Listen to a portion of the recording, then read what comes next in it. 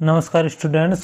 आज हम कक्षा 10 साइंस का चैप्टर नंबर 4 स्टार्ट करने जा रहे हैं, जिसका नाम है कार्बन एवं उसके यौगिक।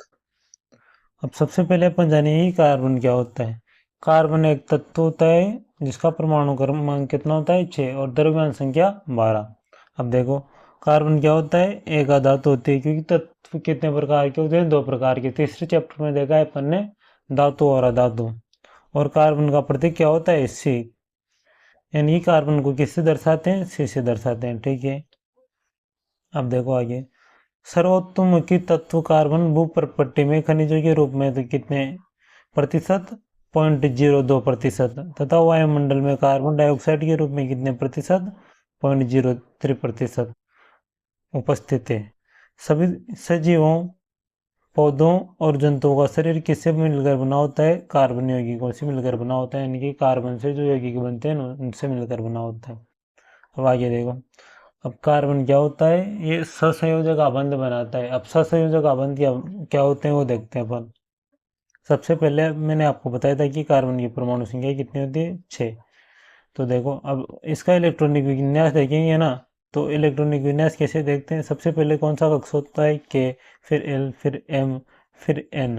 के एल एम एन ऐसे कक्षक होते हैं। के में कितने इलेक्ट्रॉन होते हैं, 2। एल में कितने होते हैं, 8। एम में कितने होते हैं, 18। और एन में कितने होते हैं, 32। ऐसे भरे जाते हैं। ठीक है, तो देखो अब इसमें क्या है, के में तो कितने इलेक्ट्रॉन है, 2, यानी कि के तो पूरा भरा हुआ है। और एल में कितने, 4 इलेक्ट्रॉन है। के टोटल इलेक्ट्रॉन कितने अपने पास, 6।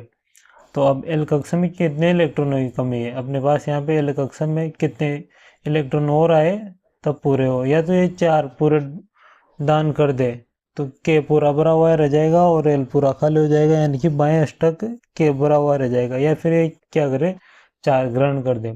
लेकिन ये ना तो पूरे 4 इलेक्ट्रॉन दान कर पाता है और ना ही और अधिक 4 इलेक्ट्रॉन ग्रहण कर पाता है। ऐसा क्यों होता है, क्योंकि देखो कार्बन अगर 4 इलेक्ट्रॉन दान करेगा ना, तो इससे C4+ का निर्माण होगा, क्योंकि कार्बन ने 4 इलेक्ट्रॉन दान करते हैं कितना, C4+। और अगर कार्बन 4 इलेक्ट्रॉन ग्रहण करेगा तो क्या, कौन से आयन का निर्माण होगा, C4- आयन का।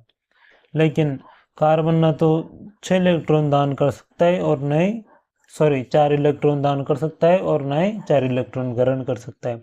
ऐसा क्यों नहीं कर सकता, क्योंकि चार यदि कार्बन 4 और इलेक्ट्रॉन ग्रहण करेगा ना, तो उसके लिए क्या हो, उससे क्या होगा, इसमें प्रोटॉन तो कितने हैं, 6 अपने पास, क्योंकि परमाणु संख्या कितनी है, 6। तो 6 प्रोटॉन और 4 और इलेक्ट्रॉन ग्रहण करते ही कितने इलेक्ट्रॉन हो जाएंगे, 10, क्योंकि पहले से कितने हैं, 6 इलेक्ट्रॉन है और 6 प्रोटॉन है। लेकिन 4 और इलेक्ट्रॉन ग्रहण करेगा, 10 इलेक्ट्रॉन हो जाएंगे। अब इलेक्ट्रॉन इलेक्ट्रॉन में क्या होता है, प्रतिकर्षण होता है। अगर इलेक्ट्रॉन इलेक्ट्रॉन में प्रतिकर्षण होगा, तो अगर ये 4 और इलेक्ट्रॉन ग्रहण करेगा तो प्रतिकर्षण का मान बहुत अधिक हो जाएगा। इससे कारण परमाणु क्या हो जाएगा, अस्थायी हो जाएगा। तो ये 4 इलेक्ट्रॉन और ग्रहण नहीं कर सकता।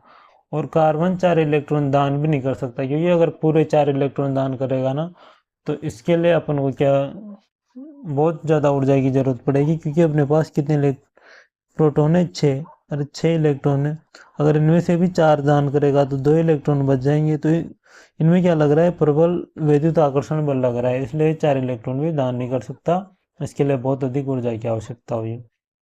अब इसके पास क्या विकल्प है, एक ही प्रकार या विभिन्न प्रकार के परमाणुओं के इलेक्ट्रॉन की साझेदारी से बने। तो ये अब कार्बन परमाणु क्या करता है, ये इलेक्ट्रॉन को साझा करके, यानी कि इलेक्ट्रॉन की शेयरिंग करके बॉन्ड बनाता है, जिसको क्या कहते हैं अपन, सहसंयोजक बंध कहते हैं। अब शेयरिंग से क्या मतलब है, एक तो होता है जैसे आपने किसी को पैसे दान में दे दिए, वो तो क्या हो गया, डोनेट करना हो गया, दान देना हो गया, वो तो स्थायी रूप से दे दिया आपने।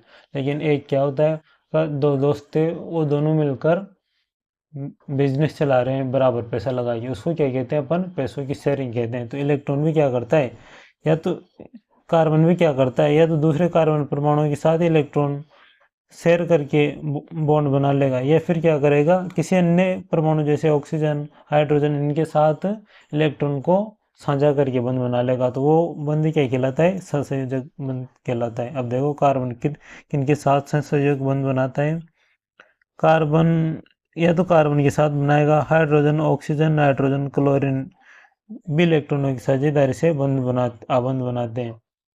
अब देखो कार्बन के अलावा भी ऑक्सीजन, हाइड्रोजन, नाइट्रोजन, क्लोरीन ये परमाणु होते हैं, इन्हें सहसंयोजक आबंध बनाते हैं। अब देखो कैसे बनाते हैं, ये अपने पास यहाँ पे दर्शाया हुआ है हाइड्रोजन में सहसंयोजक आबंध। तो देखो H2 गैस है अपने, इसमें सहसंयोजक आबंध कैसे होता है। सबसे पहले एक हाइड्रोजन है, दूसरा हाइड्रोजन है, दोनों के बाएं कोष में कितने कितने एक एक इलेक्ट्रॉन होंगे।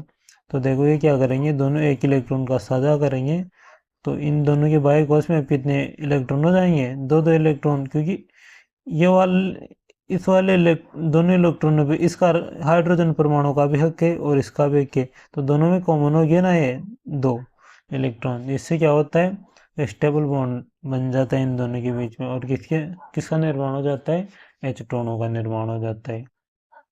अब आगे देखो ऑक्सीजन में अंतिम कोष में कितने इलेक्ट्रॉन होते हैं, 6 इलेक्ट्रॉन होते हैं, 6 6। अब देखो क्या करते हैं, ये दो दो इलेक्ट्रॉन का साझा करके बंध बनाते हैं, जिससे अब इस वाले परमाणु में भी अंतिम कोष में कितने होंगे, दो दो 4 और 4 8, और इसमें भी कितने होंगे, दो दो 4 और 4 8।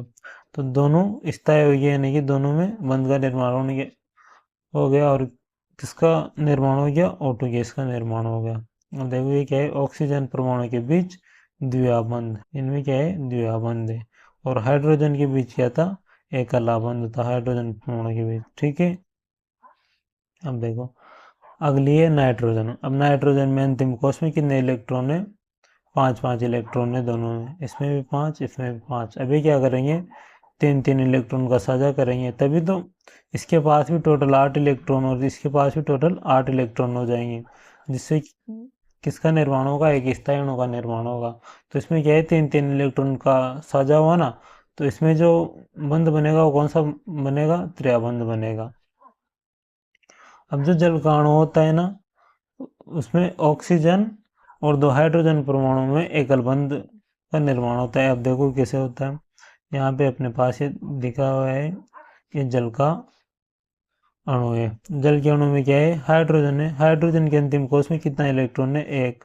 ऑक्सीजन के में कितने कितने ऑक्सीजन के में 6 इलेक्ट्रॉन, और हाइड्रोजन में एक। अब देखो इसमें कैसे शेयरिंग होगी, ऑक्सीजन हाइड्रोजन के साथ एक इलेक्ट्रॉन की शेयरिंग करेगा, इधर वाले हाइड्रोजन के साथ भी एक एक इलेक्ट्रॉन की शेयरिंग करेगा, जिससे हाइड्रोजन के अंतिम कोष में कितने इलेक्ट्रॉन हो गए, दो। इसके में भी, दूसरे हाइड्रोजन के में भी दो। अब देखो ऑक्सीजन के पास कितने इलेक्ट्रॉन के टोटल, दो दो 4 दो 6 दो 8, तो इसके भी 8। तो ये भी स्टेबल, ये भी स्टेबल, ये भी स्टेबल, इसलिए जल का निर्माण हो गया अपने पास यहाँ पे। अब जो अपने पास इस सहसंयोजक यौगिक बने ना, यानी कि सहसंयोजक बंध से बनने वाले यौगिक क्या होते हैं, सहसंयोजक यौगिक। इनके फिजिकल प्रॉपर्टीज देखते हैं अपन, भौतिक गुणधर्म। सहसंयोजक यौगिक कोई गलनांक और का उतना क्या होते हैं, कम होते हैं, क्योंकि इनके बीच जो अंतराणु बल होता है, यानी कि फोर्स होता है इन अणुओं के बीच, वो क्या होता है, बहुत कम होता है। और सहसंयोजक यौगिक विद्युत की क्या होते हैं, कुचालक होते हैं, क्योंकि इलेक्ट्रॉनों के बीच कोई आवेशित कण नहीं होते। क्योंकि विद्युत का जो चालन होता है वो किसके द्वारा होता है, आवेश का चालन इलेक्ट्रॉनों के द्वारा होता है, या फिर कोई आवेशित पार्टिकल होता है ना, उसके द्वारा होता है। अब देखो कार्बन की सर्वोत्तमुखी प्रकृति। सबसे पहला है जो इस प्रकृति में अपने पास पॉइंट है वो है श्रृंखलन। कार्बन कार्बन परमाणु के बीच ससंयोजी आबंध बनता है, ठीक है, बनता है, जिससे क्या होता है, एक लंबी साइकिल श्रृंखला का निर्माण होता है, और बोले संरचना वाले यौगिकों का भी निर्माण होता है। यहाँ पे यौगिक है, ठीक है। कार्बन के परमाणु एक दूसरे से एकल, द्वि या त्रिआबंध से जुड़े हो सकते हैं, अपन देख लेंगे कैसे जुड़े हो सकते हैं। और सेकंड जो है वो है चतुसंयोजकता। कार्बन परमाणु की कितनी संयोजकता होती है, 4, क्योंकि अंतिम कोष में कितने इलेक्ट्रॉन है, 4, और कितने इलेक्ट्रॉन चाहिए इसको, 4, तो इसकी संयोजकता कितनी हो गई, 4। जिसके कारण कार्बन अन्य कितने परमाणु से बंध बनाता है, 4 परमाणु से बंध बनाएगा, एकल संयोजी तो 4 होंगे, और ऑक्सीजन से बंध बनाएगा, 2 ऑक्सीजन से बनाएगा, नाइट्रोजन, सल्फर आदि के साथ क्या बना सकता है, बंध बना सकता है। अब देखो कार्बन अपने पास प्रकृति में किन किन रूपों में पाया जाता है, एक तो हीरे के रूप में पाया जाता है, ग्रेफाइट के रूप में पाया जाता है, C16 बंकमेस्टर ऋण की संरचना के रूप में भी पाया जाता है। अब देखो जो हीरा होता है ना वो क्या होता है, प्रकृति में सबसे कठोर होता है और इसकी संरचना कैसी होती है, देखो हीरे में कार्बन का प्रत्येक परमाणु 4 अन्य परमाणु के साथ बंधित होता है। क्योंकि जो हीरे में कार्बन का प्रत्येक परमाणु होता है ना वो कितने परमाणु के साथ बंधित रहता है, 4 अन्य परमाणु के साथ बंधित रहता है। देखो कैसे रहता है, ये हीरा है अपने पास, इसमें देखो एक कार्बन परमाणु है ना, जैसे मान लो ये वाला कार्बन परमाणु है, ये कितने से बंधित है, 1 2 3 4, कितने कार्बन परमाणु से कनेक्टेड है, 4 अन्य कार्बन परमाणु से कनेक्टेड है।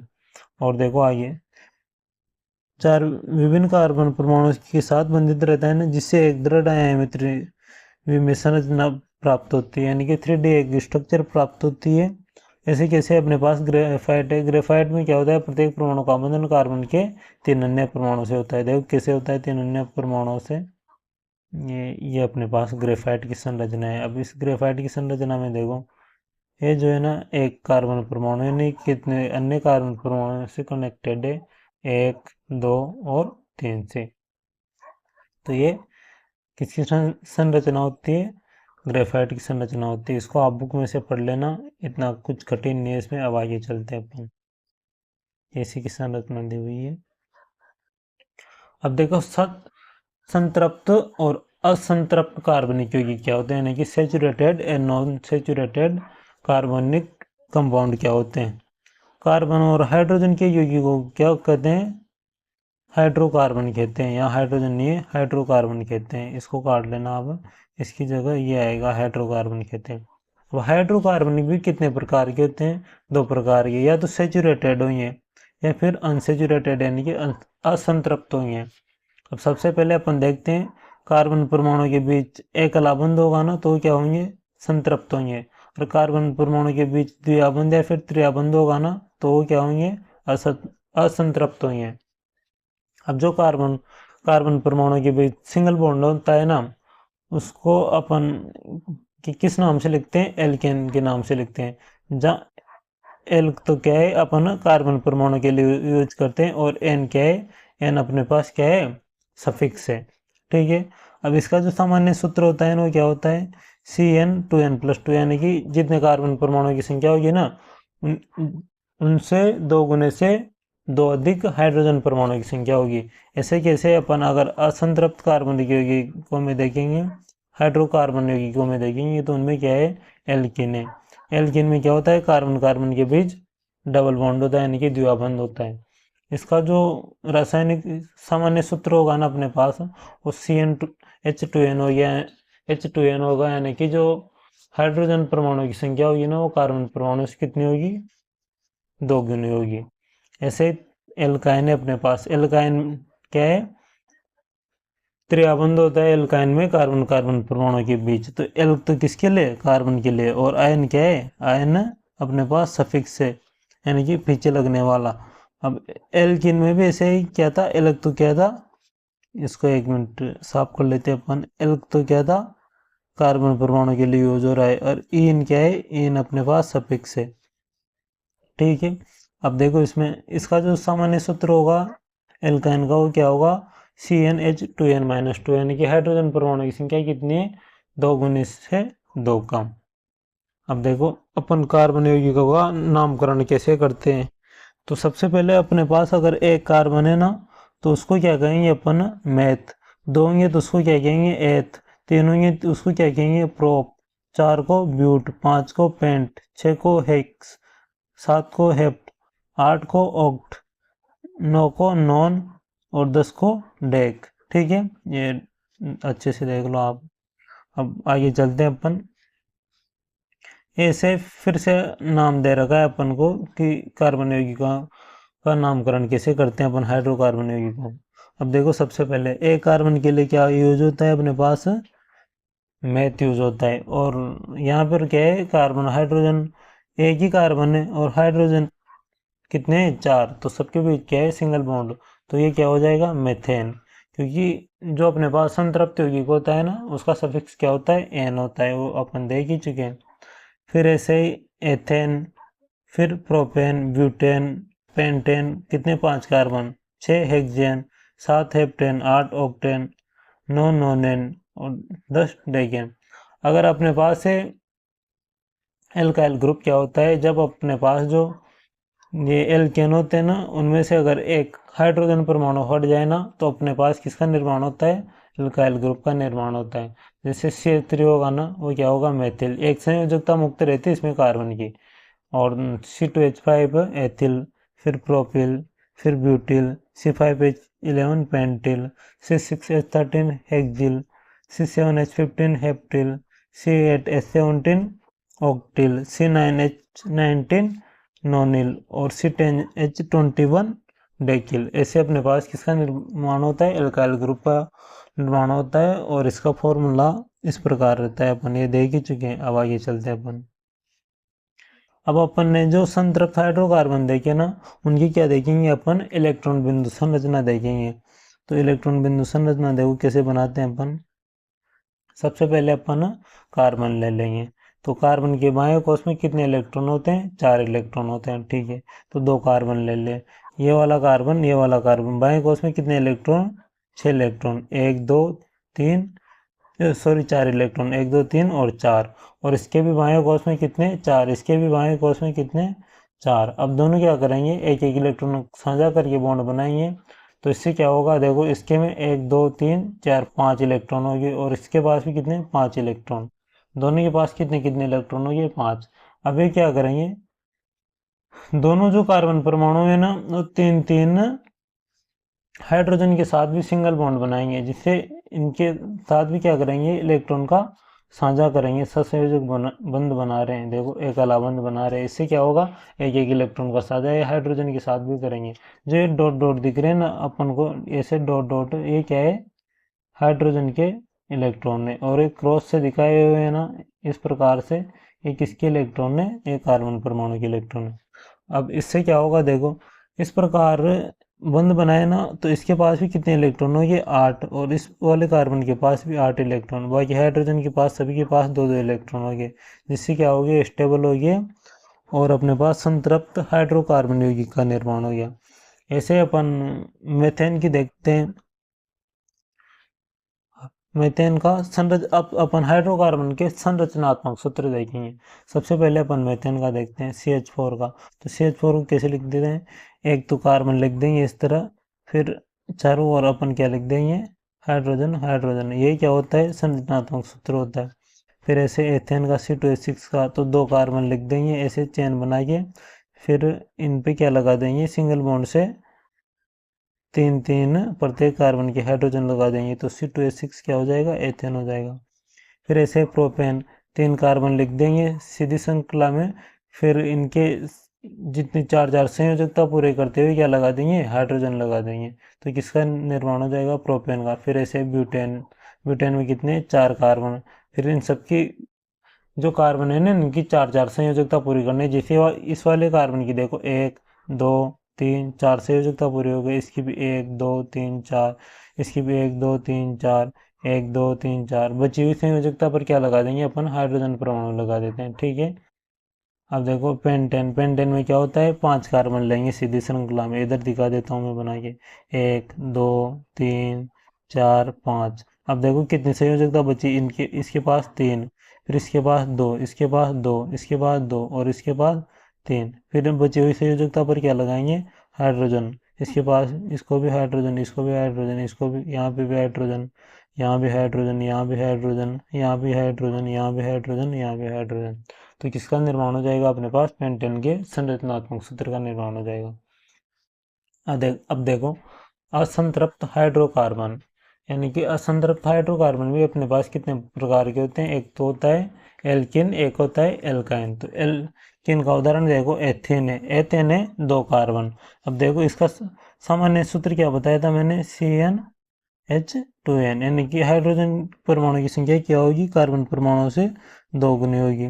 तो अब देखो सबसे पहले अपन कार्बन लिख, इसकी इलेक्ट्रॉन बिंदु संरचना देख रहे हैं अपन एथेन की। तो 2 कार्बन ले लेंगे, क्योंकि एथ आ रहा है अपने पास, एथेन की 2 कार्बन, और एन एन की क्या बनाएंगे, कार्बन कार्बन के बीच डबल बॉन्ड, तो 2 2 इलेक्ट्रॉन की शेयरिंग करवा देंगे। अब अपने पास हाइड्रोजन कितने हैं, 4 हाइड्रोजन है, क्योंकि जो एल्किन में हाइड्रोजन होते हैं ना, वो कार्बन परमाणु के 2 गुने होते हैं, तो 4 हाइड्रोजन लगा दिया। और हाइड्रोजन कार्बन के बीच कैसा बॉन्ड बनेगा? Single bond. तो एक एक इलेक्ट्रॉन की शेयरिंग करवा दी अपन ने इनके बीच, यानी कि एक कार्बन का एक हाइड्रोजन का। तो इन सभी के पास क्या हो गए? कार्बन परमाणु के पास तो 8 8 इलेक्ट्रॉन हो गए, 4 और 4 8। और इनके पास हाइड्रोजन के पास क्या हो गए? 2 2 इलेक्ट्रॉन हो गए। तो इससे क्या हो गया? ये सभी स्टेबल हो गए। और स्टेबल होते ही किसका निर्माण कर लिया इन्होंने? असंतृप्त हाइड्रोकार्बन का निर्माण कर लिया। और अगर इसका अपन संरचनात्मक सूत्र देखें तो संरचनात्मक सूत्र इस तरह से होगा, देखो। कार्बन कार्बन के बीच डबल बॉन्ड और कार्बन हाइड्रोजन के बीच सिंगल बॉन्ड। ये किसका संरचनात्मक सूत्र है? एथेन का, ठीक है। अब ऐसे देखो अपन, अगला जो असंतृप्त होता है हाइड्रोकार्बन वो होता है, वो कौन सा होता है? एल्काइन होता है। अब एल्काइन में अपन एग्जांपल देख लेते हैं, एथाइन का देख लें। एथ यानी कि 2 कार्बन, यानी कि 2 कार्बन। एथ का मतलब क्या होता है? 2 कार्बन। तो 2 कार्बन ले लिया अपन ने। और इन का मतलब कार्बन कार्बन के बीच कौन सा बॉन्ड है? Triple bond. तो ट्रिपल बॉन्ड होगा तो कितने कितने इलेक्ट्रॉन की शेयरिंग करवाएंगे अपन? 3 3 इलेक्ट्रॉन की शेयरिंग कराएंगे। और अब देखो, अगर C2 यानी कि 2 कार्बन ले अपन ने, तो एल्काइन में क्या होता है? जो हाइड्रोजन परमाणु की संख्या होती है ना, वो 2 गुने से कितनी कम होती है? 2 कम होती है। तो कार्बन का 2 गुना कितना होगा? 4। और 4 में से 2 निकाल, 2 कम करेंगे तो कितने होंगे? C2H2, यानी कि हाइड्रोजन परमाणु कितने संयोजित होंगे? अब 2। तो 2 हाइड्रोजन परमाणु संयोजित करवा दिया। अब कार्बन हाइड्रोजन के बीच कैसा बॉन्ड होगा? सिंगल बॉन्ड होगा। अब देखो, दोनों कार्बन परमाणु के भी पास कितने कितने इलेक्ट्रॉन हो गए? 8 8 इलेक्ट्रॉन हो गए, यानी कि इनका बेष्टक पूर्ण हो गया। और दोनों हाइड्रोजन परमाणु के पास भी कितने कितने इलेक्ट्रॉन हो गए? 2 2 इलेक्ट्रॉन हो गए, यानी कि इनका बेष्टक पूर्ण हो गया है। तो ये क्या होगा? स्टेबल हो गया। और किसका निर्माण हुआ? एल्काइन का निर्माण हो गया, यानी कि एथाइन का निर्माण हो गया। एल्काइन का प्रकार क्या है? एथाइन है। तो इससे अपने पास किसका निर्माण हो गया? असंतृप्त हाइड्रोकार्बन का निर्माण हो गया। अब इसकी देखते हैं अपन संरचनात्मक सूत्र, देखते हैं वो कैसे लिखते हैं। 2 कार्बन लेंगे और कार्बन कार्बन के बीच कौन सा बॉन्ड लगाएंगे? Triple bond. अब कितने हाइड्रोजन लगाएंगे अपन? दोनों तरफ एक एक हाइड्रोजन लगा देंगे दोनों कार्बन परमाणु के, तो इनकी संयोजकता पूर्ण हो जाएगी। इस तरह से इसका क्या हो जाएगा? संरचनात्मक सूत्र हो जाएगा, ठीक है। अब देखो आगे चलते हैं अपन। अब हाइड्रोकार्बन के नाम एथीन, प्रोपेन, ये सब आप देख लेना, ये आपकी समझ में आ जाएंगे आराम से। ब्यूटीन, ये देखो ब्यूटीन का बता देता हूँ मैं आपको, C4H8। तो देखो ब्यूटेन है ना, तो 1 2 3 4, मेथ एथ प्रो ब्यूट, ब्यूटेन की कितने कार्बन? 4 कार्बन। अब देखो ब्यूटीन है तो एक पर क्या होगा? अपने पास एक डबल बॉन्ड होगा, क्योंकि एन आ रहा है ना, तो एक क्या होगा? डबल बॉन्ड होगा, ठीक है। अब देखो, अब कितनी कितनी संयोजकता बची वो लिख लेते हैं अपन। इसकी कितनी संयोजकता? 2। इसकी कितनी? 2। इसकी कितनी? 3। इसकी कितनी? इसकी कितनी? क्योंकि 2 तो पहले बॉन्ड बने हुए हैं, तो 2। तो देखो यहाँ H H H H H बची हुई संयोजकता पर कौन सा एटम लगाते हैं अपन? Hydrogen atom, H। अब देखो कितने कार्बन हो गए? 4 कार्बन हो गए। 1 2, इससे 1 2 3 4। और कितने हाइड्रोजन हो गए? 1 2 3 4 5 6, सॉरी इसमें कुछ गलत हो गया अपने पास। इस वाले कार्बन की जो संयोजकता होगी वो तो एक ही बचेगी ना, क्योंकि इसकी देखो, ये यहाँ पे ये जो हाइड्रोजन परमाणु होगा ना, ये नहीं आएगा अपने पास। क्यों नहीं आएगा? क्योंकि देखो 2 संयोजकता तो यहाँ पूरी होगी इसकी, 1 2 और 3 और 4। ये संयोजकता 4 संयोजकता पूरी होगी, तो इससे यहाँ पर क्या हो जाएगा अपने पास? 1 2 3 4 5 6 7 8 तो हाइड्रोजन परमाणु, और 1 2 4 4 कार्बन परमाणु हो जाएंगे, ठीक है। अब देखो आगे चलते हैं अपन। तो अब एल्काइन का जो संरचनात्मक सूत्र होता है ना, वो आ गया अपने पास। तो सबसे पहले अपन एथाइन का देख लेते हैं। एथाइन यानी कि 2 कार्बन, तो 2 कार्बन लिख लेंगे इस तरह से। और दोनों के बीच कौन सा बॉन्ड आ जाएगा? ट्रिपल बॉन्ड आ जाएगा। फिर बची हुई संयोजकता पे हाइड्रोजन लगा देंगे। अब प्रोपाइन में कितने कार्बन लिखेंगे अपन? 1 2 3 कार्बन। और यहाँ पे जो 2 कार्बन होंगे ना, उनके बीच क्या होगा? ट्रिपल बॉन्ड होगा। तो ये ट्रिपल बॉन्ड यानी कि त्रिबंध होगा। अब बची हुई संयोजकता पर अपन क्या लगा देंगे, हाइड्रोजन, और कार्बन की संयोजकता क्या कर देंगे, पूरी। अब देखो इसकी तो एक भी नहीं बच रही क्योंकि पूरी 4 संयोजकता हो रही है। अब इसकी 1 2 3, एक तो कार्बन के साथ संयोजकता, और 1 2 3 क्या लगा दिया, हाइड्रोजन, और इसकी क्या थी, एक ही संयोजकता पर थी क्योंकि ट्रिपल बॉन्ड बना रहा है, तो एक पे क्या लगा दिया, हाइड्रोजन। ऐसे देखो ब्यूटान कितने कार्बन होंगे, 4 कार्बन होंगे, 1 2 3 और 4 कार्बन। अब 4 कार्बन है ना, तो अब एक 2 कार्बन तो ऐसे होंगे अपने पास कॉर्नर वाले जिन पे क्या होगा, ट्रिपल बॉन्ड होगा, क्योंकि ब्यूटाइन है, यानी कि आयन आ रहा है पीछे, तो आयन आते ही क्या होता है, एल्काइन हो जाता है, और एल्काइन में क्या होता है, ट्रिपल बॉन्ड होता है। और बची हुई संयोजकता पर क्या लगा देंगे अपन, हाइड्रोजन, तो एक, इसकी कितनी संयोजकता बच रही है, 3, तो 3 पे हाइड्रोजन लगा दिया। इस वाले की कितनी बच रही है, 2, तो 2 पे लगा दिया। इसकी एक भी नहीं बच रही क्योंकि 3 तो इधर और एक इधर, 4 संयोजकता पूरी हो रही। इसकी कितनी बच रही है, एक, तो एक पे क्या लगा दिया, हाइड्रोजन लगा दिया। अब संरचना के आधार पर हाइड्रोकार्बन के प्रकार देखते हैं अपन। तो सबसे पहला जो होता है ना, वो होता है सीधी श्रृंखला। तो सीधी श्रृंखला युक्त हाइड्रोकार्बन कौन से होते हैं, देखो, जैसे जो सभी कार्बन परमाणु हो ना, वो बिल्कुल सीधी श्रृंखला में हो, जैसे कौन सा है, प्रोपेन। तो प्रोपेन में क्या होता है, मेथेट प्रोपेन की 3 कार्बन, 1 2 3 कार्बन, बचे हुए पे H, इन सभी पे क्या आएगा, H, यहाँ भी H, यहाँ भी H, यहाँ भी H, यहाँ भी H, H H H H। तो प्रोपेन में क्या है, तीनों कार्बन एक ही सीधी श्रृंखला में है, तो ये कौन सा हो जाएगा, सीधी श्रृंखला वाला हाइड्रोकार्बन हो जाएगा। अब देखो साइक्लिक श्रृंखला वाला, साइक्लिक श्रृंखला वाला देखो, जैसे 4 कार्बन परमाणु है, 5 कार्बन परमाणु है, तो 4 तो ऐसे व्यवस्थित हो गए, एक ऐसा हो गया, और इसमें देखो एक सेंटर में आ गया और 4 उससे कनेक्ट हो गए, तो ये कौन सा होगा, साइक्लिक श्रृंखला युक्त हाइड्रोकार्बन होगा। आप देखो साइक्लिक श्रृंखला युक्त हाइड्रोकार्बन के उदाहरण देखो, तो सबसे पहला अपने पास कौन सा है, ये अपने पास देखो साइक्लिक श्रृंखला युक्त आइसोपेंटेन है, और एक कौन सा है, नियोपेंटेन है। अब देखो जो पेंटेन होता है ना, वो या तो सीधी श्रृंखला में बनेगा या फिर साइक्लिक श्रृंखला में बनेगा। साइक्लिक श्रृंखला में कितने बनेंगे, आइसोपेंटेन और नियोपेंटेन। सबसे पहले एन पेंटेन को देखो, एन पेंटेन क्या होता है, सीधी श्रृंखला युक्त हाइड्रोकार्बन होता है, जिसमें कितने, पेंटेन मतलब मेथेट प्रोब्यूट पेंटेन की कितने कार्बन, 5 कार्बन, तो 5 कार्बन सीधी श्रृंखला में लगा दिए। अब इनकी बची हुई संयोजकता पर क्या लगा देंगे अपन, हाइड्रोजन, तो इसकी कितनी संयोजकता बच रही है, 3, तो 3 भी क्या लगा दे, हाइड्रोजन। अब इसकी कितनी बच रही है, 2, तो 2 पे हाइड्रोजन। इसकी कितनी बच रही है, 2 2 पे हाइड्रोजन। इसकी कितनी, 2 2 पे हाइड्रोजन। इसकी कितनी बच रही है, 3, तो 3 पे क्या लगा दे, हाइड्रोजन लगा दे। और इस तरह जो यौगिक बनेगा उसका नाम क्या होगा, एन पेंटेन होगा। और देखो पेंटेन में क्या होंगे, हाइड्रोजन परमाणु कितने होंगे, कार्बन परमाणु के 2 गुने से 2 ज़्यादा, तो 5 दूने 10, और 10 में क्या जोड़ेंगे, 2, क्योंकि 2 ज़्यादा होंगे ना, तो कितने हो जाएंगे, 12, क्योंकि जो एथेन होता है ना, उसमें कितने हाइड्रोजन परमाणु होते हैं, कार्बन परमाणु में जितने हाइड्रोजन परमाणु होते हैं, कार्बन परमाणु के जितने परमाणु होते हैं ना, उनसे 2 गुने से 2 ज़्यादा हाइड्रोजन परमाणु होते हैं।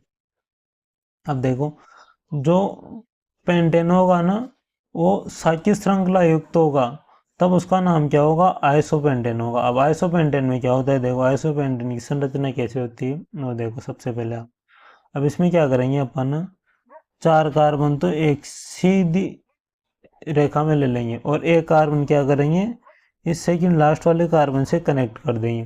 फिर जितने भी कार्बन की संयोजकता बचेगी ना, उन पे क्या लगा देंगे अपन, हाइड्रोजन। जैसे इसकी कितनी बच रही है, 3, तो 1 2 3 पे क्या लगा दे, हाइड्रोजन। इसकी कितनी बच रही, एक ही बच रही, क्योंकि 3 तरफ से तो किससे, कार्बन से कनेक्टेड है, 1 2 3, 3 तरफ से किससे कनेक्टेड है, कार्बन से, तो यहाँ पे कितनी, एक हाइड्रोजन।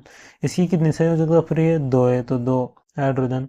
इसकी कितनी, 3, तो 3 हाइड्रोजन। अब इस वाले कार्बन की कितनी संयोजकता फ्री है, 3, तो 3 तरफ हाइड्रोजन। अब देखो इसमें टोटल कितने हाइड्रोजन हुए, तो 1 2 3 4 5 6 7 8 9 10 11 12, तो कितने कार्बन, 5 कार्बन, और हाइड्रोजन कितने, 12। तो आइसोपेंटेन का भी जो सूत्र होगा वो क्या होगा, रासायनिक सूत्र C5H12 होगा। अब ऐसे नियोपेंटेन में देखो, अब नियोपेंटेन में क्या होता है, क्या इसमें 3 कार्बन तो सीधी श्रृंखला में होते हैं, और जो 2 कार्बन होते हैं ना वो बीच वाले कार्बन से जुड़े रहते हैं, और बाकी सभी जो बची हुई संयोजकता है ना उन पे क्या लगा देंगे अपन, हाइड्रोजन एटम लगा देंगे। अब देखो इसकी कितनी बच रही है, 3, तो 1 2 3 हाइड्रोजन। इसकी कितनी बच रही है, 1 भी नहीं बच रही, क्योंकि चारों तरफ किससे कनेक्टेड है, कार्बन से कनेक्टेड है। अब इसकी कितनी बच रही है, 3, तो 3 हाइड्रोजन। इसकी भी कितनी बच रही है, 3, तो 3 हाइड्रोजन। और इसकी भी कितनी बच रही है, 3, तो 3 हाइड्रोजन। अब देखो टोटल हाइड्रोजन कितने हुए, इसके पास कितने हाइड्रोजन, 3। इसके पास भी कितने, 3, 3 दूनी 6। इसके पास भी 3, 3 तिया 9। इसके पास भी 3, तो कितने हाइड्रोजन हो गए, 12। तो इसका रासायनिक सूत्र क्या होगा, कार्बन तो कितने, 5, H12। अब देखो इसका भी रासायनिक सूत्र C5H12, और इस वाले का भी रासायनिक सूत्र आइसोपेंटेन का क्या है, C5H12, और पेंटेन का रासायनिक सूत्र भी क्या है, C5H12। तो अभी ये देखो ये क्या होते हैं। उपरोक्त जो अपन ने तीनों उदाहरण देखे ना, तीनों एग्जाम्पल देखे ना, उनमें क्या हुआ, आणविक सूत्र यानी कि रासायनिक सूत्र तो समान है, लेकिन भिन्न भिन्न संरचनाएं। तो ऐसे एक क्या कहलाता है, संरचनात्मक समावयव, यानी कि स्ट्रक्चरल आइसोमर कहलाते हैं, संरचनात्मक समावयव कहलाते हैं, यह याद रख लेना आप, ठीक है। अब देखो जो वलययुक्त हाइड्रोकार्बन होते हैं ना वो कैसे होते हैं, अगर वलय में, मतलब वलय का मतलब है चेन में। अब जो कार्बन परमाणु होंगे ना वो ऐसे चेन में आएंगे अपने पास सारे के सारे। अगर सारों के बीच सिंगल बॉन्ड है सारे कार्बन परमाणु के बीच, तो कौन से हाइड्रोजन कार्बन होंगे, संतृप्त। सारों के बीच मतलब इनमें से कुछ हाइड्रोजन परमाणु ऐसे हैं जिनके बीच तो सिंगल बॉन्ड है और कुछ के बीच डबल बॉन्ड है, तो कौन से होंगे, असंतृप्त होंगे। अब उदाहरण देखो, वलय में जो संतृप्त हाइड्रोजन हाइड्रोकार्बन होंगे उनके उदाहरण देखो। अपने पास कौन सा उदाहरण है, हेक्सेन है। हेक्सेन का मतलब 6 परमाणु। अब 6 परमाणु को अपन वलय में कैसे व्यवस्थित करेंगे, 1 2 3 4 5 6, इनके एक क्या बना दिया अपन ने, चेन, मतलब पूरी रिंग बना दी। अब रिंग में बची हुई संयोजकता पर क्या लगाएंगे, हाइड्रोजन। तो इसकी 2 संयोजकता पूरी है तो 2 हाइड्रोजन, इसकी भी 2, यहाँ पे भी 2 2 2 2, तो कितने कार्बन हाइड्रोजन हो गए, टोटल 12।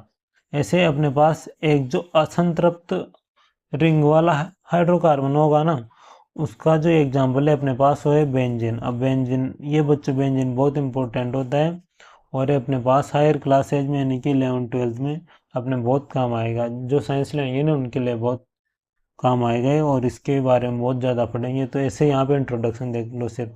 इसमें कितने कार्बन होते हैं, C6 यानी कि 6 तो कार्बन परमाणु होते हैं। अब देखो कैसे व्यवस्थित होते हैं, 1 2 3 4 5 6 ऐसे कार्बन परमाणु व्यवस्थित होते हैं। और एकांतर क्रम में क्या होता है, यानी कि एक बॉन्ड छोड़ के एक बॉन्ड पे क्या होता है, डबल बॉन्ड होता है। देखो एक यहाँ पे, एक यहाँ पे, एक यहाँ पे, और बीच में कितने कितने बॉन्ड छूट रहे हैं, एक एक बॉन्ड, तो इन पे क्या होता है, डबल बॉन्ड होता है। अब देखो जो बची हुई संयोजकता होती है ना उन पे क्या लगाएंगे अपन, हाइड्रोजन। तो इसकी 3 संयोजकता तो पूरी है तो 1 हाइड्रोजन, इसकी भी 3 पूरी तो 1, इसकी भी 3 पूरी तो 1, इसकी भी 3 पूरी तो 1, इसकी भी 3 पूरी तो 1 हाइड्रोजन। ऐसे कितने हाइड्रोजन हो गए, 6 हाइड्रोजन हो गए। तो इसका सूत्र क्या होगा, C6H6 हो जाएगा, ठीक है। अब आइए अपने पास आते हैं प्रकार्यात्मक समूह यानी कि फंक्शनल ग्रुप। अब देखो फंक्शनल ग्रुप क्या होते हैं, जो अपने पास हाइड्रोकार्बन यौगिक होते हैं इनमें क्या होता है, कोई तत्व होते हैं ना, वो क्या करते हैं कि हाइड्रोजन को विस्थापित करके उसकी जगह वो जुड़ जाते हैं, जिससे क्या होता है, वो कार्बन यौगिक होते हैं उनकी प्रॉपर्टीज में चेंज हो जाता है। तो ऐसे तत्व क्या होते हैं, नए यौगिक बना लेते हैं कार्बन के साथ जुड़ के। तो इससे क्या होता है, कार्बन यौगिक नए यौगिक बनेंगे ना, उनकी प्रॉपर्टीज में चेंज आ जाएगा, हाइड्रोकार्बन से अलग गुण होंगे उनके, तो उनको क्या कहते हैं, प्रकार्यात्मक समूह। यहाँ पे रीडिंग मार के देख लेते हैं अपन एक बार। हाइड्रोकार्बन श्रृंखला में कोई तत्व एक या अधिक हाइड्रोजन को इस प्रकार प्रतिस्थापित करते हैं यानी कि हटाते हैं कि कार्बन की संयोजकता तो क्या रहेगी, संतुष्ट। ऐसे तत्वों को क्या कहेंगे, विषम परमाणु। अब ये जो तत्व हाइड्रोजन को स्थापित करते हैं क्या कहलाते हैं, विषम परमाणु। अब देखो विषम परमाणु विभिन्न परमाणुओं का क्या होता है, समूह होता है, जो कार्बनिक यौगिकों को अभिक्रियाशीलता तथा विशिष्ट गुण प्रदान करते हैं, वो क्या कहलाते हैं, प्रकार्यात्मक समूह कहलाते हैं, ठीक है। अब देखो विषम परमाणु कौन कौन से होते हैं, हो सकते हैं क्लोरीन हो सकता है, ब्रोमीन हो सकता है, आयोडीन हो सकता है, ऑक्सीजन हो सकता है, ऐसे नाइट्रोजन भी हो सकता है। ये सभी क्या हो सकते हैं, विषम परमाणु हो सकता है, ठीक है। अब देखो कार्यात्मक समूह, देखो अब कार्यात्मक समूह हेलोजन में कौन कौन से आएंगे, क्लोरीन आएंगे, ब्रोमीन आएंगे, आयोडीन आएंगे, ऐसे ही आएंगे। तो देखो अब प्रकारात्मक समूह का सूत्र कैसे लगेंगे, क्लोरीन तो इसकी अंतिम कोश में एक इलेक्ट्रॉन तो एक संयोजकता, फिर ब्रोमीन, फिर आयोडीन, फिर एल्कोहल। अब एल्कोहल क्या होता है, ऑक्सीजन होता है, उसके साथ एक हाइड्रोजन जुड़ा रहता है। तो ऑक्सीजन की कितनी संयोजकता होती है, दो, तो एक संयोजकता क्या रहेगी, मुक्त रहेगी। ऐसे ही देखो एल्डिहाइड, एल्डिहाइड में क्या होता है, जो कार्बन होता है ना, उसके साथ डबल बॉन्ड से तो ऑक्सीजन जुड़ा रहेगा, क्योंकि ऑक्सीजन की कितनी संयोजकता होती है, दो, और एक वैलेंसी से कार्बन की क्या जुड़ा रहेगा, हाइड्रोजन, और एक वैलेंसी क्या रहेगी, फ्री। तो इस तरह की संरचना क्या होती है, एल्डिहाइड होती है। कीटोन क्या होता है, कार्बन के साथ ऑक्सीजन डबल बॉन्ड से जुड़ा रहेगा और कार्बन की दो संयोजकता फ्री रहेगी। अब देखो कार्बोक्सिलिक अम्ल क्या होता है, कार्बोक्सिलिक अम्ल देखो, कार्बोक्सिलिक अम्ल में क्या होता है, जो कार्बन होता है उसके साथ डबल बॉन्ड से ऑक्सीजन जुड़ा रहेगा, फिर कार्बन के साथ सिंगल बॉन्ड से कौन, ऑक्सीजन जुड़ा रहेगा, और ऑक्सीजन के साथ सिंगल बॉन्ड से कौन जुड़ा रहेगा, हाइड्रोजन जुड़ा रहेगा। तो ऐसी जो संरचना होती है उसकी किसकी होती है, कार्बोक्सिलिक अम्ल की। इसमें क्या होता है, कार्बन की एक संयोजकता मुक्त रहती है। फिर एल्किन समूह होते हैं। अब एल्किन समूह तो अपन ने पहले देख ही ले, एल्किन समूह कैसे होता है, कार्बन कार्बन के बीच में डबल बॉन्ड, और इधर भी कार्बन की एक दो संयोजकता मुक्त, और इधर भी कार्बन की दो संयोजकता मुक्त। ये क्या होता है, एल्किन समूह होता है। एल्काइन में क्या होता है, कार्बन कार्बन के बीच ट्रिपल बॉन्ड, और फिर इसकी कितनी संयोजकता मुक्त रहेगी, कार्बन की, देखो इस वाले कार्बन की भी एक संयोजकता मुक्त रहेगी, और इसकी भी एक रहेगी, तो ये क्या होगा, एल्काइन होगा। अब देखो समझाते श्रेणी क्या होती है, यौगिकों की ऐसी श्रृंखला जिसमें कार्बन श्रृंखला में स्थित हाइड्रोजन एक ही प्रकार के कार्यात्मक समूह द्वारा प्रतिस्थापित होते हैं। जैसे एग्जाम्पल के लिए एल्कोहल, एक ये कौन सी एल्कोहल है, मेथिल, ये कौन सी, एथिल एल्कोहल, अपन ने देखे थे ना कार्बन यौगिकों का नामकरण कैसे करते हैं। फिर ये कौन सी एल्कोहल है, प्रोपेनॉल, और ये कौन सी एल्कोहल है, ब्यूटेनॉल। ठीक है, तो इसमें क्या हो रहा है देखो, अपन यहाँ पे देखते हैं समझाते श्रेणी में, तो जो सभी हाइड्रोजन है ना वो एक ही प्रकार की कार्यात्मक समूह द्वारा स्थापित हो रहे हैं, इनके हट रहे। देखो अगर ये मेथिल था तो इसमें कितने हाइड्रोजन थे, चार थे, लेकिन जैसे एक हाइड्रोजन हटा उसकी जगह क्या आ गया, ओ एच आई है, इनकी एल्कोहल समूह आ गया। तो एल्कोहल कार्यात्मक समूह आते क्या होगा, एक हाइड्रोजन हट गया।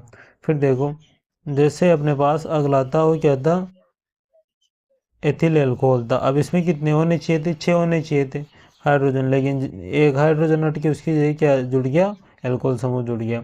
ऐसे अपने पास प्रोपेनॉल में जुड़ रहा है और ब्यूटेनॉल में जुड़ रहा है। ठीक है, अब समान सामान्य सूत्र देखो, समझाते श्रेणी के उत्तरोत्तर सदस्यों में सेज टू का अंतर हो तथा 14 एमयू द्रव्यमान इकाई का अंतर होता है। अब सामान्य सूत्र होता है, उनमें क्या होता है, उत्तरोत्तर सदस्यों में मतलब एक के बाद एक सदस्य आएगा ना, उसमें क्या रहेगा, सेज टू का अंतर रहेगा, और कितनी द्रव्यमान इकाई का अंतर रहेगा, 14 द्रव्यमान इकाई का। तो वो क्या होगा, समान सामान्य सूत्र युक्त होंगे। और समान रासायनिक गुणधर्म तथा अणुद्रव्यमान बढ़ने से भौतिक गुणधर्मों में भी क्या आती है, भिन्नता आती है। अब देखो कार्बन यौगिकों की नाम पद्धति, यानी कि कार्बन यौगिकों का नामकरण कैसे करते हैं। सबसे पहले अपन क्या करेंगे, यौगिक में कार्बन परमाणु की संख्या ज्ञात करेंगे, फिर क्या करेंगे, कार्यात्मक समूह को पूर्व लगन के रूप में लिखते हैं, यानी कि पहले लिखेंगे कार्बन के नाम से पहले, और या अनुलगन के साथ दर्शाओ, पूर्व लगन या अनुलगन के साथ दर्शाएंगे। अब देखो इनमें क्या करेंगे, सबसे पहले अपने पास कार्यात्मक समूह है हेलोजन, तो पूर्व लगन क्या होगा, क्लोरो, ब्रोमो, आयोडो। अगर क्लोरीन होगा तो क्या होगा, क्लोरो, ब्रोमीन होगा तो क्या होगा, ब्रोमो, और आयोडीन होगा तो क्या होगा, आयोडो। ठीक है, अब देखो इसकी एग्जाम्पल देखो, जैसे अपने पास एक क्लोरोप्रोपेन है, तो ये क्या था, प्रोपेन था। अब इसमें से यहाँ पे क्या था, पहले हाइड्रोजन था, लेकिन जैसे एक हाइड्रोजन हटा और क्या जुड़ गया, क्लोरीन जुड़ गया, तो ये क्या हो गया, क्लोरोप्रोपेन हो गया। अब जैसे एल्कोहल है अपने पास, अनुलगन क्या होगा इसका, ओल होगा, तो ये क्या था अपने पास, प्रोपेनॉल था। अब प्रोपेनॉल में यहाँ पे हाइड्रोजन था, लेकिन हाइड्रोजन हट के क्या जुड़ गया, एल्कोहल समूह जुड़ गया, और प्रोपेन से क्या हो गया, प्रोपेनॉल। जैसे एल्डिहाइड है, एल्डिहाइड का अनुलग्न क्या होता है, एल। तो अपने पास ये क्या था, पहले प्रोपेन था, लेकिन अब देखो इसमें क्या हुआ, यहाँ पे हाइड्रोजन थे।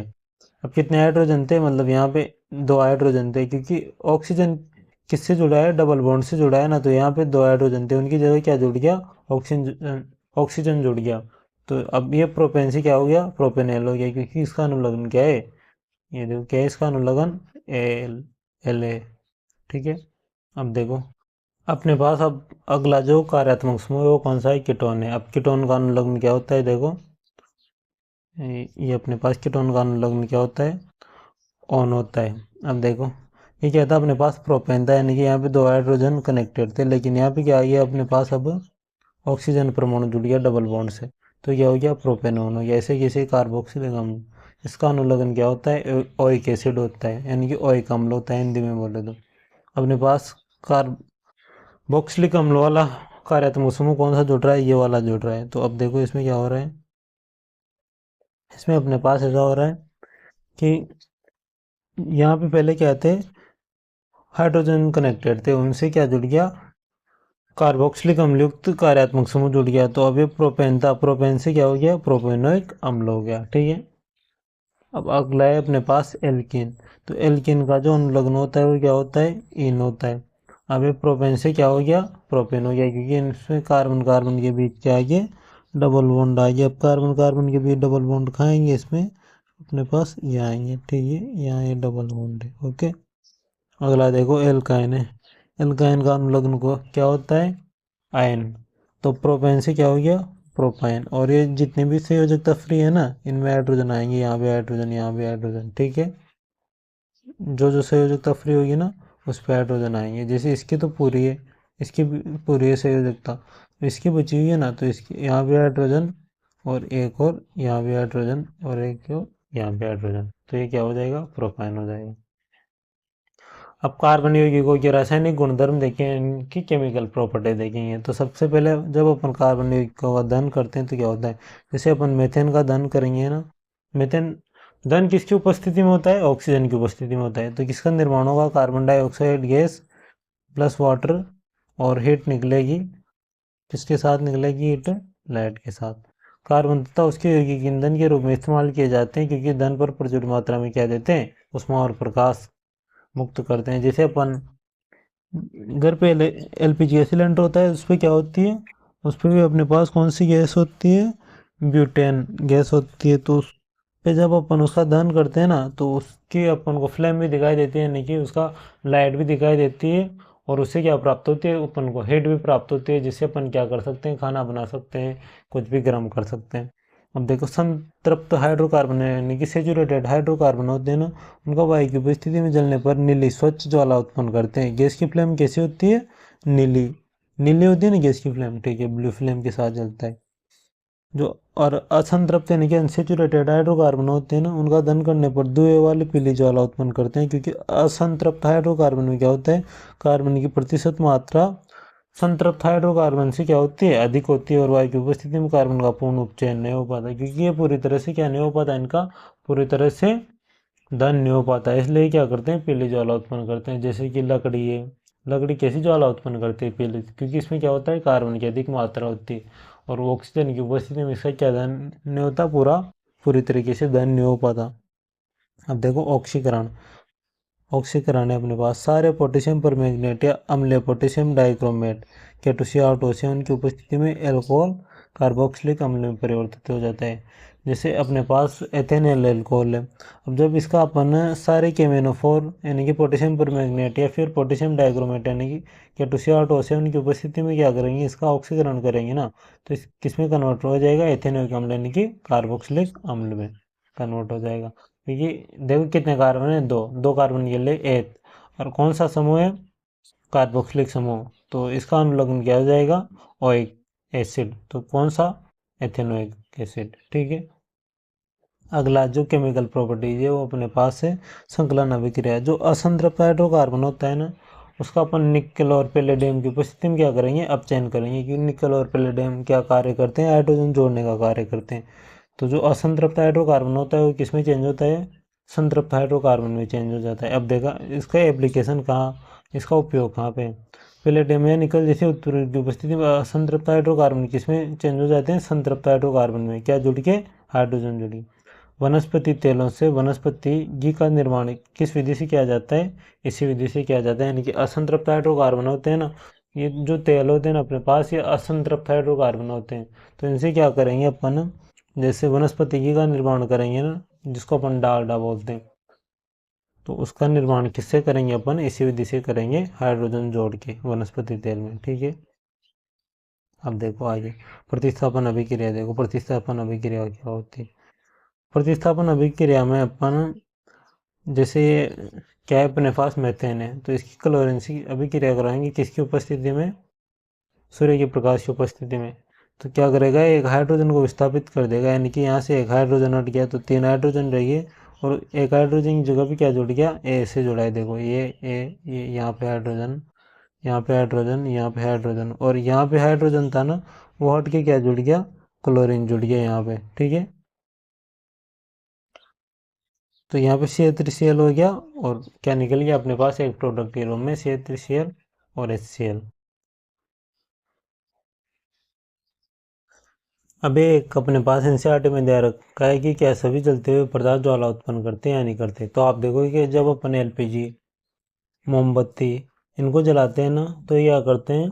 ज्वाला उत्पन्न करते हैं। लेकिन जैसे कोयला है, तो कोयला तो कोई फ्लेम उत्पन्न नहीं करता ना, जैसे गैस में फ्लेम उत्पन्न होते, कोयला तो ऐसे कैसे जलता रहता है, बस वो तो एक तरह से उज्ज्वल होता रहता है, लेकिन कोई फ्लेम तो उत्पन्न नहीं करता ना इनकी तरह।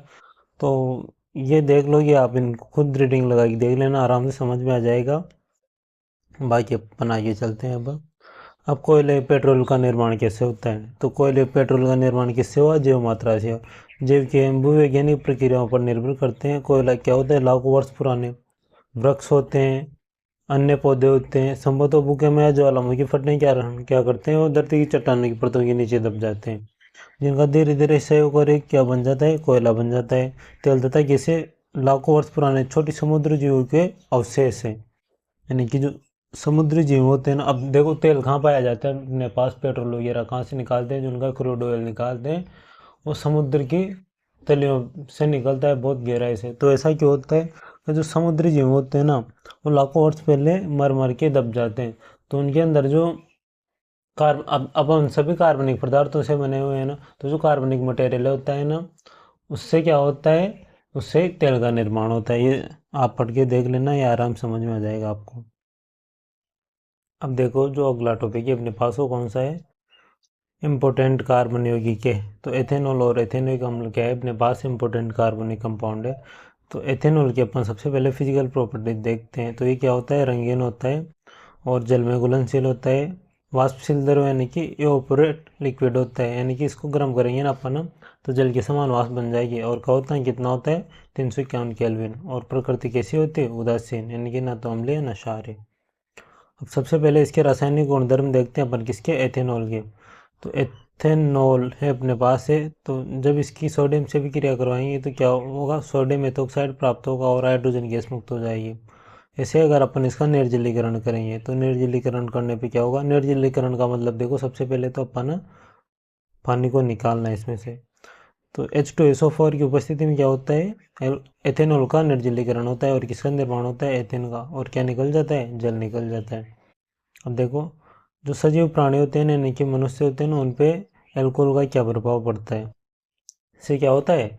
एथेनॉल से उपापचय प्रक्रियाएं धीमी हो जाएगी, केंद्रीय तंत्रिका तंत्र कमजोर हो जाएगा, जिससे क्या होगा? मानसिक दुविधा होगी, समन्वय की कमी आ जाएगी, अंतर्बाध हो जाना, भाव शून्यता आना। इससे क्या व्यक्ति राहत तो महसूस करता है, लेकिन उसे पता नहीं चलता कि उसकी सोचने समझने की क्षमता कमजोर है। जो व्यक्ति एल्कोहल का यानी कि शराब का सेवन करते हैं ना, उनको राहत तो महसूस होती है, लेकिन उनको ये पता नहीं चलता कि धीरे धीरे उनकी सोचने समझने की शक्ति कमज़ोर हो जाती है और वो चिड़चिड़े हो जाते हैं। अपन देखते हैं ना उनको, कुछ भी बोलते रहते हैं। तो अपन को क्या करना चाहिए? शराब का सेवन नहीं करना चाहिए। और अगर ये सब तो किससे होता है? किससे होता है? C2H5OH यानी कि एथेनॉल से। लेकिन अगर इसकी जगह अपन CH3OH ले, यानी कि मेथेनॉल ले, ये भी क्या है? एक तरह का अल्कोहल ही है। तो इससे क्या होता है? इससे तो व्यक्ति की मृत्यु तक हो जाती है, या फिर क्या हो सकता है? व्यक्ति अंधा हो जाता है। ये पढ़ लेना, आप रीडिंग लगा लेना, आराम से समझाया जाएगा, वैसे मैंने समझा दिया। अब ईंधन के रूप में अल्कोहल, यानी कि अल्कोहल का जो उपयोग है ना, ईंधन के रूप में किया जाता है। गन्ना क्या होता है? सूर्य के प्रकाश को रासायनिक ऊर्जा में बदलने की सर्वाधिक सक्षम होता है। गन्ने का रस मोलेसस यानी कि सिरा बनाने के रूप में उपयोग किया जाता है, जिसका अगर अपन सिरे का किण्वन करेंगे ना तो क्या तैयार हो जाएगा, मतलब गन्ने का रस का किण्वन करेंगे तो क्या तैयार हो जाएगा, एथेनॉल तैयार हो जाएगा अपने पास। कुछ अपने कंट्री में भी अभी क्या कर रहे हैं, ब्लेंडेड फ्यूल यूज कर रहे हैं, ब्लेंडेड फ्यूल। अब ब्लेंडेड फ्यूल क्या होता है, देखो ब्लेंडेड फ्यूल होता है अपने पास पेट्रोल प्लस क्या अपने पास एल्कोहल, ये क्या होता है ब्लेंडेड फ्यूल होता है। इससे क्या होता है एफिशिएंसी अच्छी आती है और हाइड्रोकार्बन का जो दहन होता है ना वो अच्छे तरीके से हो जाता है, जिससे अपने पास क्या होती है, एक तो अपने पेट्रोल पे डिपेंडेंसी कम होगी, क्योंकि अल्कोहल को तो आसानी से बनाया जा सकता है ना गन्ने के रस से, तो ये याद रख लेना, ठीक है। अब अगला है अपने पास जो सेकंड कंपाउंड है कौन सा है, एथेनोइक एसिड। अब एथेनोइक एसिड की फिजिकल प्रॉपर्टी देखो सबसे पहले, तो रंगीन द्रव होता है, स्वाद में कैसा होता है, खट्टा और सिरके जैसी गंध, खौफनाक कितना होता है 391 केल्विन यानी कि 391 केल्विन। अब जो शुद्ध एथेनोइक एसिड होता है ना, अगर उसको अपन क्या करेंगे ठंडा करेंगे ना वो तो किसकी तरह जम जाता है, बर्फ की तरह जम जाता है, इसलिए इसको क्या कहते हैं अपन ग्लेशियल एसिटिक अम्ल भी कहते हैं, ठीक है। एथेनोइक अम्ल को क्या कहते हैं, ग्लेशियल एसिटिक अम्ल। सबसे पहले अपने पास इसकी केमिकल प्रॉपर्टी जो कौन सी है, एस्टरीकरण। अब देखो एस्टर क्या होता है, सबसे पहले कार्बन के साथ डबल बॉन्ड, इधर एक ऑक्सीजन, फिर एक वैलेंसी फ्री रहेगी इसकी और कार्बन की एक वैलेंस, इस तरह का कंपाउंड होता है ना क्या होता है, एस्टर होता है। अब देखो एस्टर एस्टरीकरण कैसे करेंगे अपन, एथेनोइक अम्ल की यानी कि CH3COH की अभिक्रिया जब अपन ना एथेनॉल से करवाते हैं यानी कि C2H5OH से, किसकी उपस्थिति में, सल्फ्यूरिक अम्ल की उपस्थिति में, तो किसका निर्माण होता है, एस्टर का निर्माण हो जाता है और क्या मुक्त हो जाता है, वाटर यानी कि पानी निकल जाता है यहाँ से। और इसकी जो गंध होती है एस्टर की कैसे होती है, मिट्टी फ्लो जैसी गंध होती है। अब देखो साबुनीकरण कैसे करते हैं, अपने पास जो यहाँ पे एस्टर प्राप्त हुआ ना, इसकी अभिक्रिया किससे करवाएंगे अपन, सोडियम से, तो क्या प्राप्त होएगा, सोडियम एसीटेट प्राप्त होता है और क्या निकल जाती है, एल्कोहल निकल जाती है। कौन सी एल्कोहल, कौन सी एल्कोहल, एथेनॉल। इस विधि से क्या किया जाता है, साबुन तैयार किया जाता है। और सार से अभिक्रिया करवाएंगे जब अपन एथेनोइक अम्ल की, तो सोडियम एसीटेट प्राप्त होगा, यानी कि इस विधि से हम सोडियम एसीटेट प्राप्त कर सकते हैं और ऐसे भी क्या कर सकते हैं अपन, सोडियम एसीटेट प्राप्त कर सकते हैं और क्या निकल जाएगा, पानी निकल जाएगा। अब देखो कार्बोनेट और हाइड्रोकार्बोनेट से अभिक्रिया देखें तो किससे अभिक्रिया करवाए, कार्बोनेट के अपन ने एथेनोइक अम्ल से सोडियम कार्बोनेट की अभिक्रिया करवाए, तो किसका निर्माण हुआ, सोडियम एसीटेट का, प्लस जल मुक्त हो गया और ये कार्बन डाइऑक्साइड गैस मुक्त हो गई। ऐसे ही अगर अपन सोडियम हाइड्रोजन कार्बोनेट से अभिक्रिया करवाएंगे एथेनोइक अम्ल की, तो सोडियम एसीटेट का निर्माण होगा और जल और CO2 निकल जाएगी। अब देखो अगला जो है अपने पास वो टॉपिक है साबुन और अपमार्जक। साबुन क्या होते हैं, लंबी श्रृंखला वाले कार्बोक्सिलिक अम्लों के पोटेशियम लवण होते हैं। अब देखो कार्बोक्सिलिक अम्ल कैसे, COOH क्या होता है, कार्बोक्सिलिक समूह होता है, तो अब इसमें से क्या होगा, H हट गया और H की जगह क्या होगा, सोडियम आ गया, तो सोडियम के लवण हो गया ना, क्योंकि H का तो निष्कासन हो गया, NaOH से क्रिया करवाते, देखो यहाँ पे करवाई थी अपन ने ये NaOH से क्रिया, तो सोडियम एसीटेट प्राप्त हो गया था और जल निकल गया, तो ये किसका लवण है, सोडियम का लवण है। तो ये किसका लवण हो गया, सोडियम पोटेशियम, या तो पोटेशियम से करवा दो अभिक्रिया, मतलब पोटेशियम हाइड्रोक्साइड से, तो पोटेशियम का लवण प्राप्त हो जाएगा। और NaOH से करवाओगी तो किसका लवण प्राप्त होगा, सोडियम का लवण प्राप्त होगा। साबुन क्या करते हैं, केवल मृदु जल यानी कि जो सॉफ्ट वाटर होता है उसी में सफाई करते हैं। और अपमार्जक क्या होते हैं, लंबी श्रृंखला वाले कार्बोक्सिलिक अम्लों के या तो अमोनियम या सल्फोनेट लवण होते हैं। साबुन तो किसके, सोडियम या पोटेशियम के लवण, और अपमार्जक किसके, अमोनियम या सल्फोनेट लवण।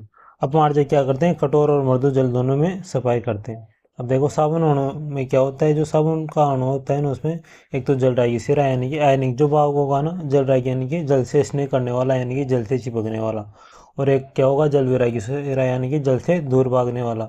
और एक कौन सा होता है, लंबी हाइड्रोकार्बन श्रृंखला वाला सिरा क्या होता है, जल विरागी होता है, यानी कि जल से दूर भागने वाला जलरागी कौन सा होता है, सोडियम वाला सिरा। अब देखो यहाँ पे कौन सा होगा, जो ये सोडियम वाला सिरा है ना, ये तो क्या है, जलरागी सिरा है, और ये जो है ना C17H35CO ये कौन सा है, जल विरागी सिरा है, ये तो पूरा जल विरागी, और ये कौन सा है, जलरागी।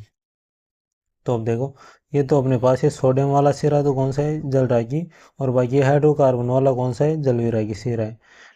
जलरागी आयनिक सिरा, जलविरागी सिरा।